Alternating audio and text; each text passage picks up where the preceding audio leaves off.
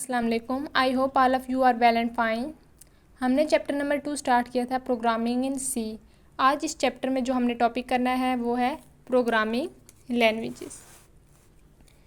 Programming languages is a language which is understand by a computer. Programming language एक language है जो कि computer understand करता है।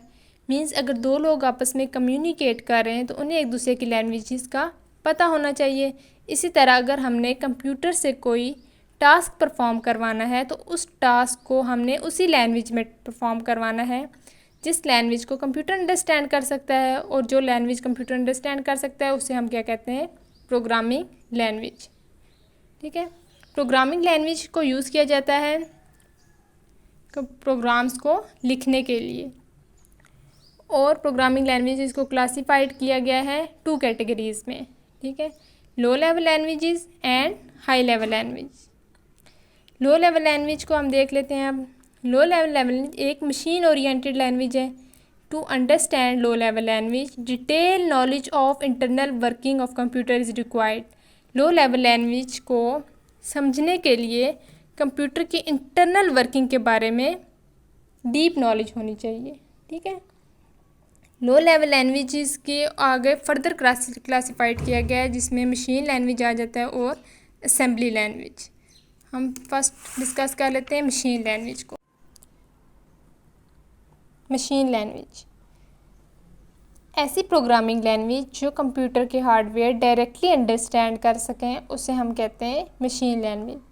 मशीन लैंग्वेज का जो ताल्लुक होता है वो आर्किटेक्चर ऑफ कंप्यूटर से होता है। आर्किटेक्चर्स मीन्स कंप्यूटर का माइक्रो प्रोसेसर, रजिस्टर, मेमोरी। ठीक है, ये सारे किस में आ जाते हैं, आर्किटेक्चर में आ जाते हैं, जो हमने 9th क्लास में पढ़े थे।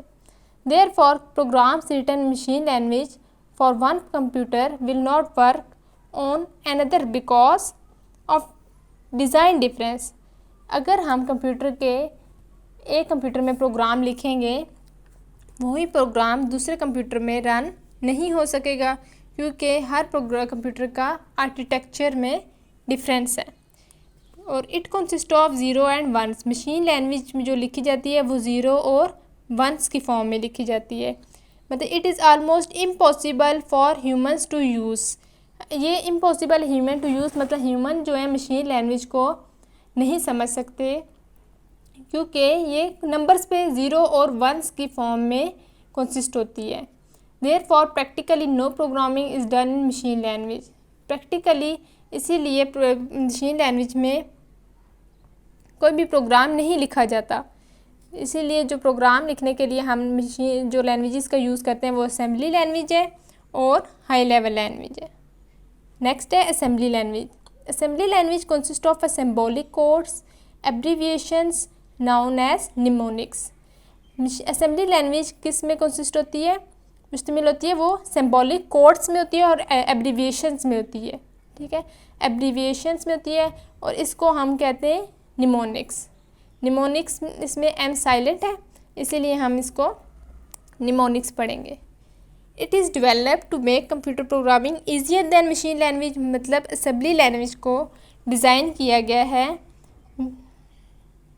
कंप्यूटर प्रोग्रामिंग को ईजी बनाने के लिए, और असेंबली लैंग्वेज मशीन लैंग्वेज से ईजी है। जो एब्रीविएशंस असेंबली लैंग्वेज में यूज़ किए जाते हैं उससे हम इस लैंग्वेज को ईजीली लर्न भी कर सकते हैं और प्रोग्राम्स को ईजीली राइट भी कर सकते हैं मशीन लैंग्वेज के मुकाबले में। A program written in assembly language must be converted into machine language.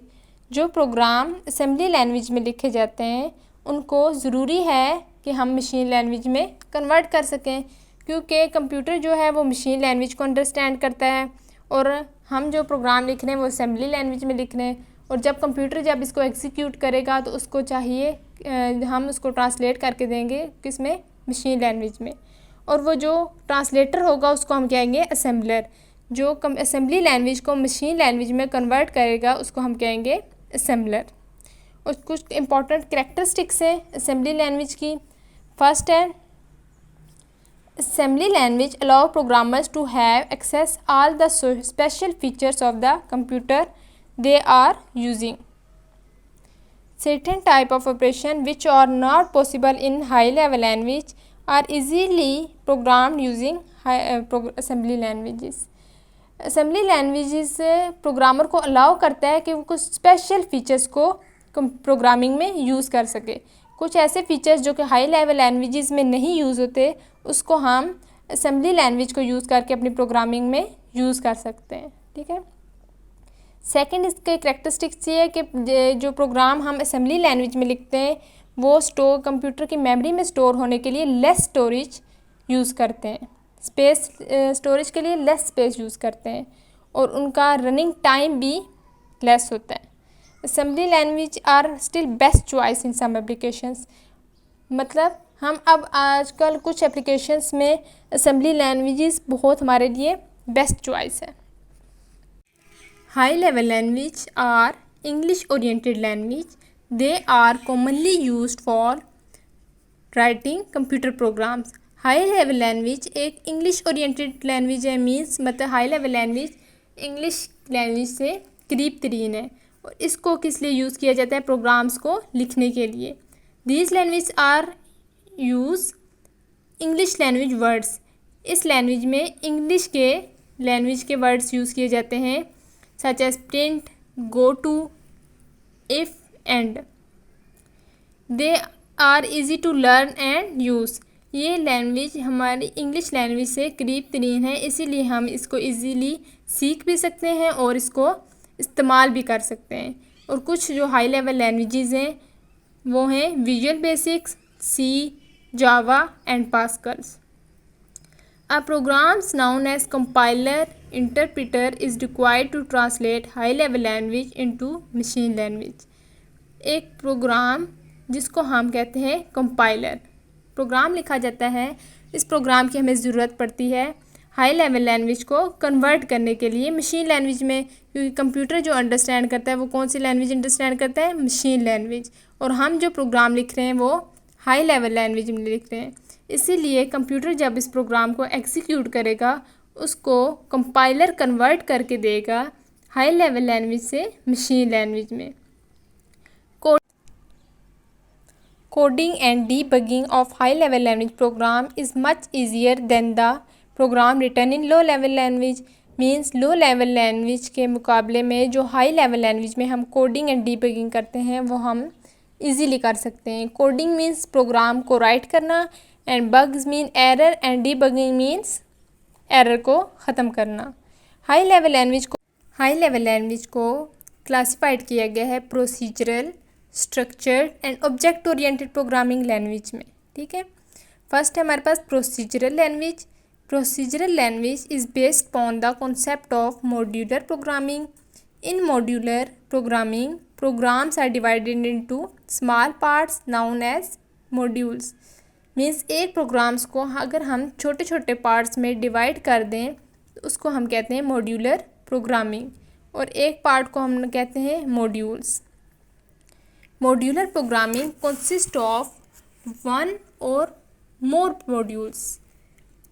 A module is a group of statements that can be executed more than once in program। Modules में मतलब बहुत ज़्यादा statements होती हैं, मतलब उसको हम कहते हैं ग्रुप ऑफ स्टेटमेंट्स। एक स्टेटमेंट को हम जितनी बार चाहें उसको एग्जीक्यूट करवा सकते हैं, जैसे ऐड करवाना। ठीक है। ऐड एक मॉड्यूल है।